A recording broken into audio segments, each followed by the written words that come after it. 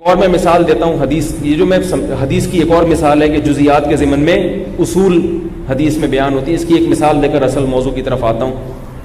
حدیث میں آتا ہے کہ قرب قیامت میں علامت بیان کی آپ صلی اللہ علیہ وسلم نے، ان تلد الامۃ ربتہا، کہ باندی اپنے آقا کو جنے گی، یعنی عورت کے بطن سے جو پیدا ہوگا وہ مولا ہوگا، آقا ہوگا، اور جو پیدا کرنے والی ہے وہ لونڈی ہوگی۔ سمجھ میں آ رہی ہے بات؟ حالانکہ فقہ کا اصول ہے، اس پر اجماع ہے کہ عورت جس کو جنتی ہے وہ کبھی بھی مولا نہیں ہو سکتا۔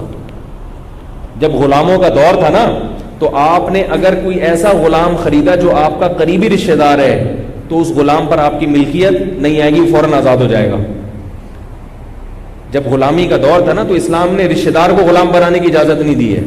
جیسے کسی کا باپ غلام ہے، بیٹے نے باپ کو خریدا، جیسے ہی بیٹا باپ کو خریدے گا اس لیے سے کہ میرے غلام ہوگا، مگر باپ خود بخود آزاد ہو جائے گا، کیونکہ باپ بیٹے کا غلام نہیں ہو سکتا۔ اس طرح باپ نے اپنے بیٹے کو دیکھا کسی کا غلام ہے تو باپ نے وہ بیٹا خرید لیا کہ یہ بیٹا میرا غلام بن جائے گا، فوراً آزاد ہو جائے گا، کیونکہ بیٹا غلام، یعنی اس معنی میں غلام جو پہلے ہوا کرتے تھے، کیونکہ بیٹا تو خونی رشتہ ہے نا، تو اس کو ذلت شریعت برداشت نہیں کرتی کہ وہ غلام بن جائے۔ تو اسی طرح ماں کسی کو خرید لے، یا کوئی اپنی ماں کو خریدے کہ میں لونڈی بنا لوں گا ماں کو، تو وہ لونڈی نہیں بنے گی بلکہ وہ خود بخود کیا ہو جائے گی؟ آزاد، کیونکہ شریعت اس کو برداشت نہیں کرتی۔ لیکن حدیث کے الفاظ عجیب ہیں کہ ماں جس کو جنے گی وہ ماں کا مولا ہوگا اور ماں اس کی لونڈی ہوگی، جو کہ شریعت میں ممکن ہی نہیں ہے۔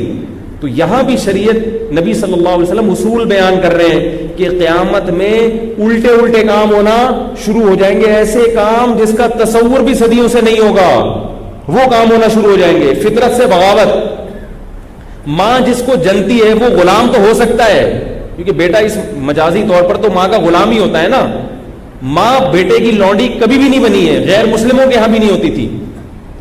تو اس میں نبی صلی اللہ علیہ وسلم نے بتایا ایسا دور آئے گا بیٹا کس پر آرڈر چلائے گا؟ ماں پر۔